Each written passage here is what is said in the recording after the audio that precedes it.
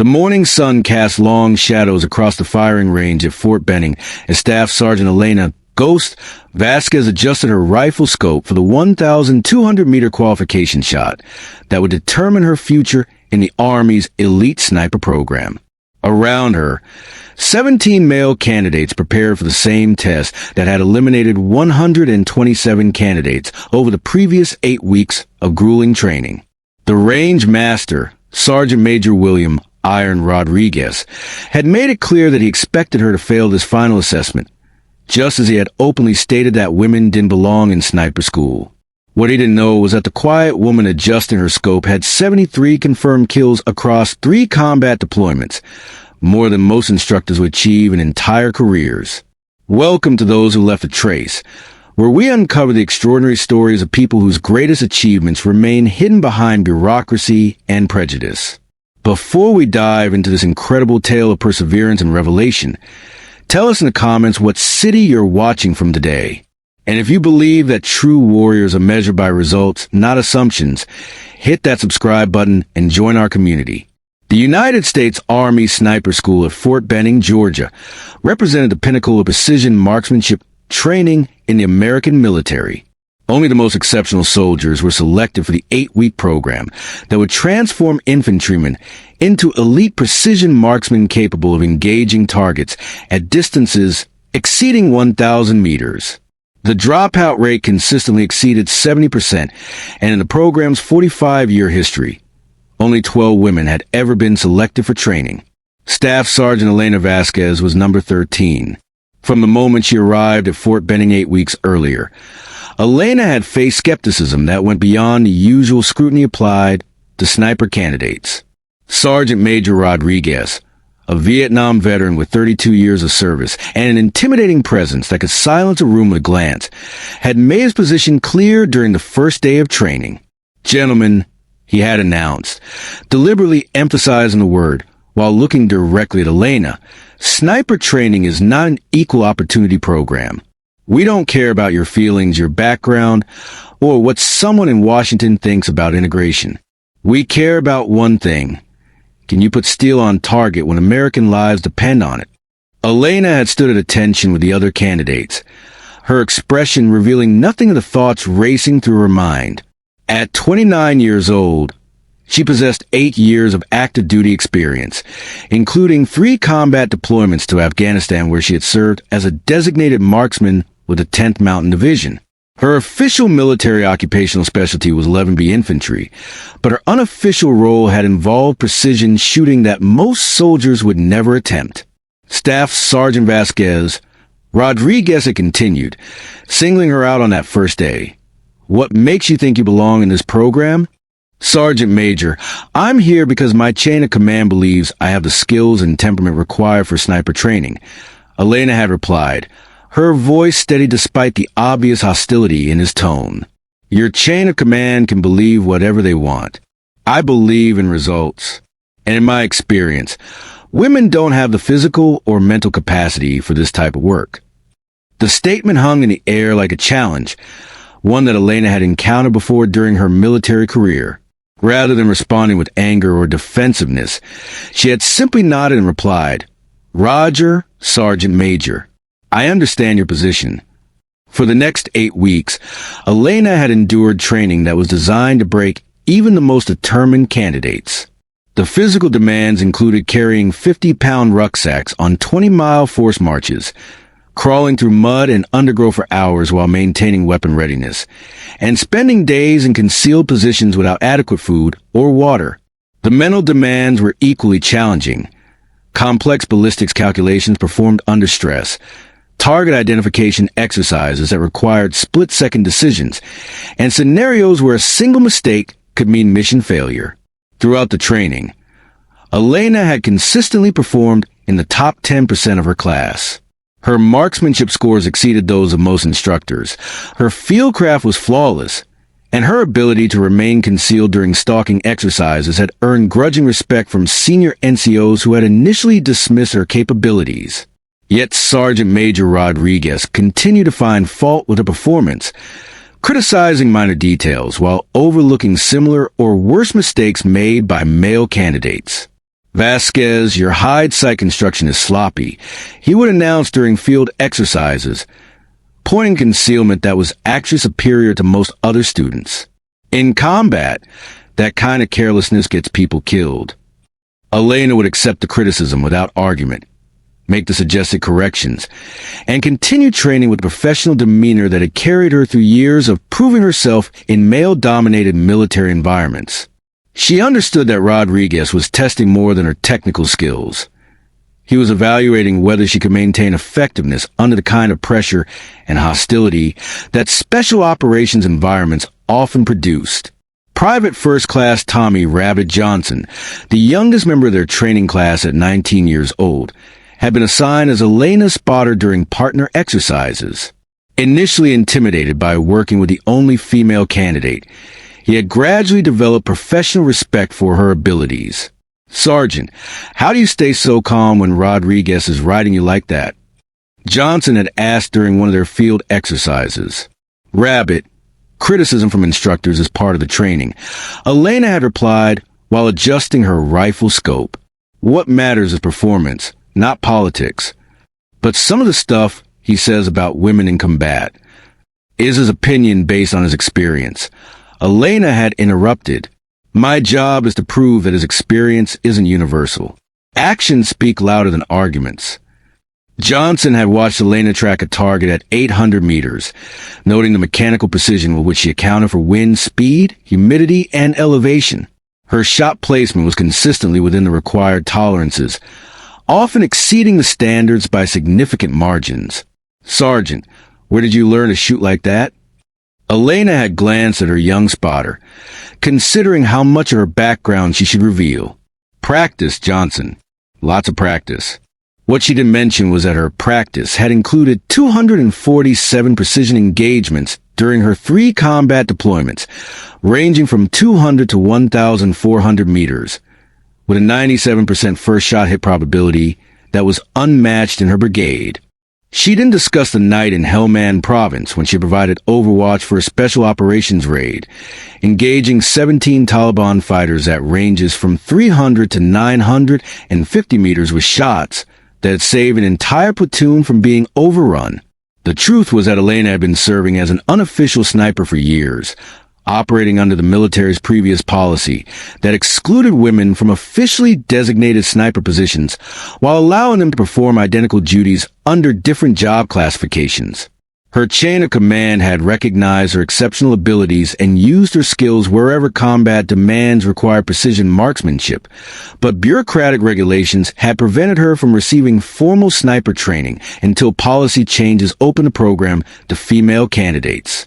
As the 8-week program approached its conclusion, Elena faced the final qualification exercises that would determine whether she graduated or was eliminated from the program.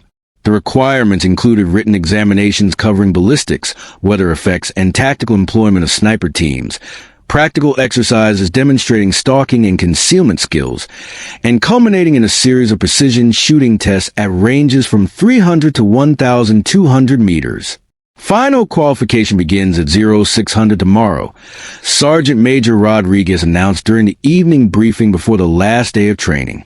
18 candidates remain out of the original 47. Only those who meet or exceed all standards will graduate. There are no participation trophies in this program. Elena spent the evening before final qualification reviewing her equipment and preparing mentally for the challenges ahead. Her M24 sniper weapon system had been zeroed and re-zeroed dozens of times during training, and she could operate every component of the rifle system blindfolded.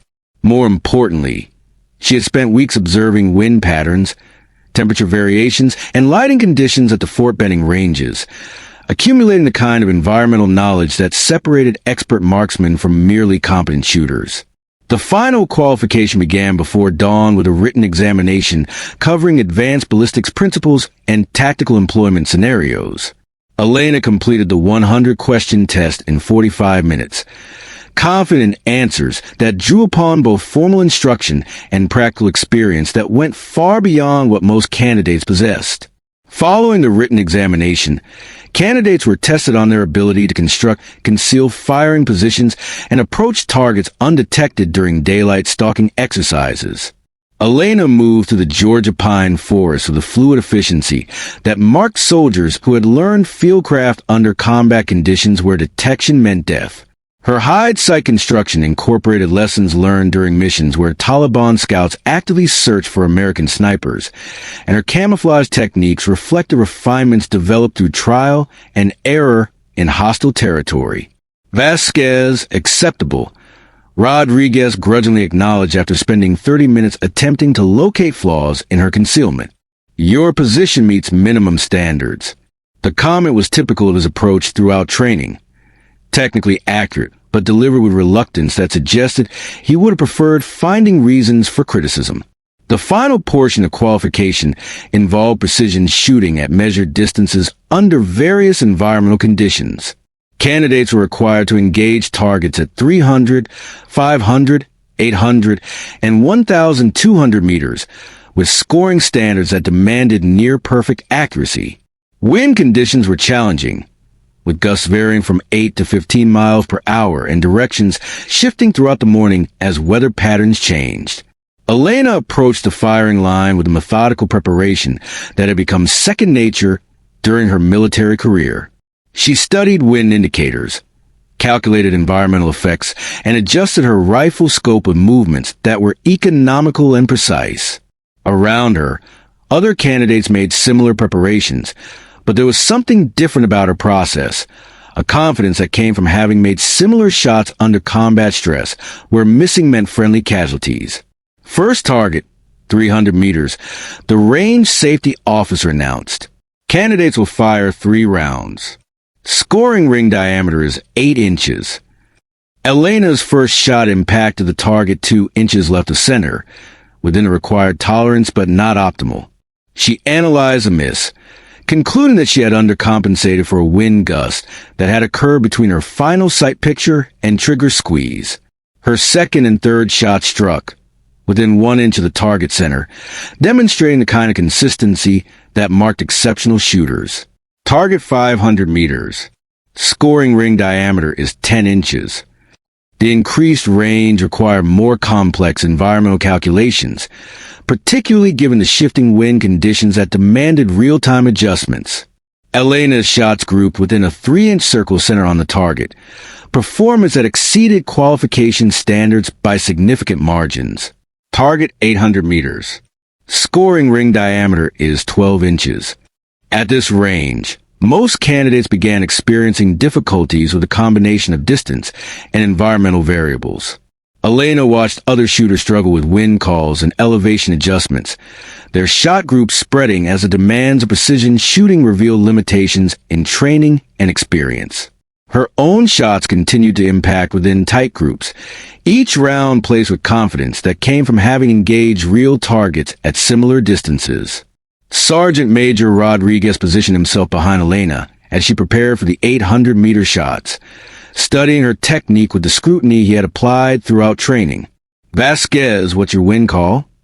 Sergeant Major, I'm reading variable winds from 7 to 12 miles per hour, predominantly from the northwest, but shifting toward north-northwest. I'm compensating for an average of 9 miles per hour at full value.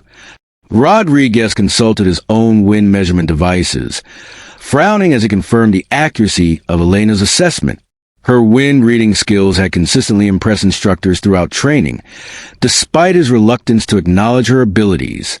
Elena's 3 shots at 800 meters impacted within a 4-inch group centered on the target, performance that would have been respectable for instructors with years of experience.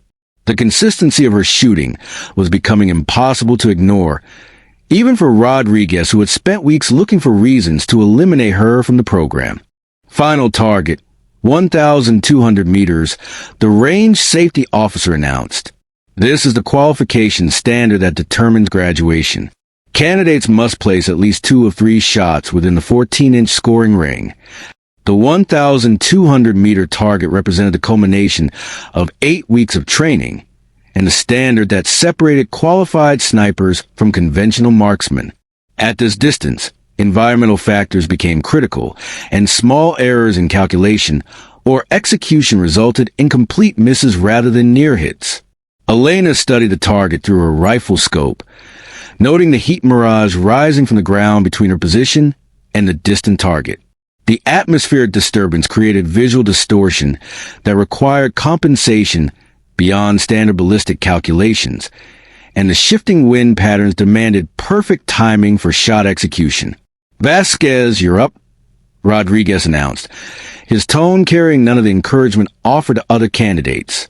Elena settled into her shooting position with the deliberate movements that mark precision shooters. Her breathing slowed to the controlled rhythm that allowed maximum stability, and her focus narrowed to the specific sight picture that would deliver the shot precisely to target center. Her first shot impacted the target 6 inches right of center, within the qualification zone, but not optimal. The miss was caused by a wind gust that had shifted direction between her wind reading and shot execution, a common challenge at extreme ranges where environmental conditions change rapidly. "One hit," the spotter called out. Elena analyzed the impact, adjusting her point of aim to compensate for the observed wind effect. Her second shot struck within 2 inches of target center, demonstrating her ability to learn from previous shots and make real-time corrections. "2 hits," the spotter confirmed.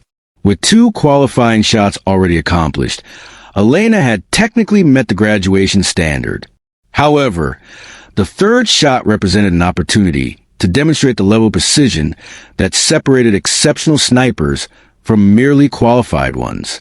She took additional time to study wind conditions, noting subtle changes in vegetation movement that indicated a momentary lull in the shifting breeze patterns. Her third shot impacted less than 1 inch from the target center, creating a group that would have been impressive at any distance, and was exceptional at 1,200 meters.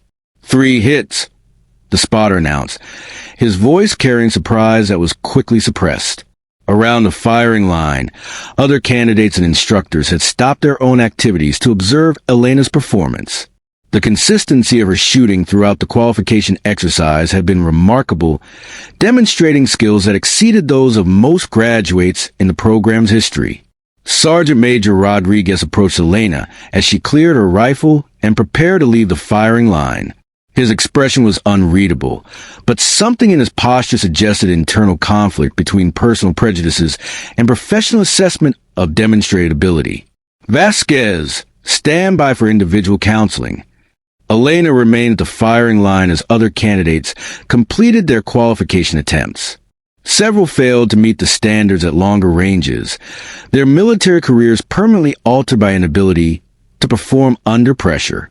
Others succeeded with marginal scores that met minimum requirements without exceeding them. When the last candidate had finished, Rodriguez directed Elena to accompany him to a private area away from the other students and instructors. "Staff Sergeant Vasquez, I'm going to ask you a direct question, and I expect a direct answer." "Roger, Sergeant Major." "Where did you learn to shoot like that?" The question hung in the air between them, carrying implications that went beyond simple curiosity about training background. Elena realized that Rodriguez had recognized something in her performance that suggested experience beyond what a conventional infantry soldier should possess. "Sergeant Major, I learned during previous deployments with the 10th Mountain Division." "That's not what I'm asking, and you know it. What I just observed isn't the shooting of someone who learned marksmanship through basic military training. That's the performance of someone with extensive precision shooting experience." Elena considered her response carefully, understanding that Rodriguez was challenging her to reveal background information that might change the entire dynamic of their interaction. "Sergeant Major, I served as a designated marksman during 3 combat deployments. My unit required precision shooting capabilities that went beyond standard infantry training. How many precision engagements?" The direct question forced Elena to confront the truth that she had concealed throughout sniper school, her extensive combat experience, and the classified nature of many missions she had supported. "Sergeant Major, that information is classified at levels above what I can discuss in this setting." Rodriguez's expression shifted as he began to understand the implications of Elena's response. The mention of classification level suggested involvement in special operations or other sensitive activities that required security clearances and operational secrecy. Staff Sergeant, I'm going to ask you one more question. What's your confirmed kill count? Elena looked directly at Rodriguez, recognizing that the moment for maintaining operational security had passed. Her performance during qualification had revealed abilities that could no longer be explained by conventional training, and attempting to maintain deception would only create additional complications. Sergeant Major, I have 73 confirmed kills across 3 combat deployments. The number fell between them like a physical object, its implications reshaping everything Rodriguez thought he knew about the candidate he had spent 8 weeks attempting to eliminate from training. 73 confirmed kills, he repeated slowly. And you're here because? Because women weren't allowed in officially designated sniper positions when I was performing those missions. I operated under different military occupational specialty codes while executing sniper duties. Rodriguez stared at Elena with the expression of someone whose fundamental assumptions had just been challenged by incontrovertible evidence. The woman he had dismissed as unqualified for sniper training had more combat experience than most of his instructors. What was your longest confirmed kill? 1,387 meters, Helmand Province, August 2019. Conditions? Crosswind at 12 miles per hour, target moving at approximately 3 miles per hour, engagement initiated to prevent IED placement that would have threatened a convoy route. Rodriguez processed the information, his military experience allowing him to understand the complexity of the shot Elena was describing. A moving target at nearly 1,400 meters, under challenging wind conditions, with tactical implications that required perfect execution. And you're just now attending sniper school because policy changes finally allowed women to officially serve in sniper positions. My chain of command nominated me for formal training to validate abilities I'd been using informally for years. The conversation was interrupted by the approach of Colonel James Reaper Morrison, the commanding officer of the sniper school, who had been observing qualification exercises from a distance. Sergeant Major Rodriguez, may I speak with Staff Sergeant Vasquez privately? Rodriguez stepped aside as Colonel Morrison approached Elena with the bearing of someone who had already reached conclusions about her background and capabilities. Staff Sergeant Vasquez, I've been reviewing your qualification performance and discussing your background with various personnel. It's come to my attention that there may be more to your military experience than what appears in your standard personnel file. Yes, sir. I'm going to share some information with you that comes from classified sources. 3 years ago, Special Operations Forces in Afghanistan reported receiving precision fire support from an unknown sniper during a high-priority raid. The shooting was so exceptional that it prompted investigation to identify the marksman responsible. Elena remained silent, understanding that Colonel Morrison was leading toward revelations that could compromise operational security if not handled carefully. That investigation eventually led to your unit, Staff Sergeant. It seems that a designated marksman with the 10th Mountain Division had been providing unofficial sniper support to special operations teams without formal acknowledgement or documentation. Sir, I can neither confirm nor deny involvement in classified operations. Of course not. However, I can confirm that certain personnel with appropriate clearances have validated your background and capabilities. Your presence in this training program isn't coincidental, Staff Sergeant. You're here because people with oversight of special operations want your abilities formally recognized and properly utilized. The implications of Colonel Morrison's statement began to clarify Elena's situation. Her selection for sniper school hadn't been routine personnel action. It had been orchestrated by individuals who understood her true capabilities and wanted them legitimized through official channels. Sir, what happens now? Now you graduate from sniper school with honors and receive assignment to a unit that can properly utilize your skills. But first, we need to address the situation with Sergeant Major Rodriguez. Colonel Morrison called Rodriguez back to their location, his expression indicating that significant discussion would be required to resolve the misunderstanding that had characterized Elena's training experience. Sergeant Major, I'm going to share some information that will provide context for Staff Sergeant Vasquez's performance during training. For the next 10 minutes, Colonel Morrison briefed Rodriguez on Elena's actual background, using language that conveyed the significance of her experience without compromising specific operational details. Rodriguez listened with growing understanding, his expression shifting from skepticism to professional respect as he realized the magnitude of his error in assessment. Sergeant Major, Colonel Morrison concluded, Staff Sergeant Vasquez has more combat sniper experience than most of our instructors. Her presence in this program was never about teaching her to be a sniper. It was about validating skills she already possessed and integrating them into official military structure. Rodriguez looked at Elena with the expression of someone whose worldview had been fundamentally altered by new information. Staff Sergeant, I owe you an apology. My assessment of your capabilities was based on incomplete information and personal bias that was inappropriate. Sergeant Major, no apology necessary. You evaluated me according to the standards you believed were appropriate based on the information available to you. That's generous, Staff Sergeant, but inaccurate. I allowed personal prejudice to interfere with professional assessment. That's unacceptable in any military context. Colonel Morrison observed the exchange with satisfaction, recognizing that resolution had been achieved through revelation of truth rather than confrontation or disciplinary action. Sergeant Major Rodriguez, I want you to personally conduct Staff Sergeant Vasquez's graduation ceremony tomorrow. She's earned recognition for exceptional performance, and I want it to come from the senior instructor who observed her throughout training. The following morning, Elena stood before her graduating class wearing a maroon beret and distinctive uniform insignia that marked qualified Army snipers. Of the original 47 candidates who had begun training 8 weeks earlier, only 11 had successfully completed all requirements. Elena had finished first in class, her scores exceeding qualification standards by margins that would become part of school records. Staff Sergeant Elena Vasquez, Sergeant Major Rodriguez announced during the graduation ceremony, his voice carrying respect that had been absent throughout training, graduated first in her class with the highest marksmanship scores in the history of this program. Her performance demonstrates exceptional dedication, skill, and professionalism that exemplifies the finest traditions of Army sniper operations. As Elena received her sniper qualification badge from Colonel Morrison, Private Johnson approached with curiosity that had been building throughout training.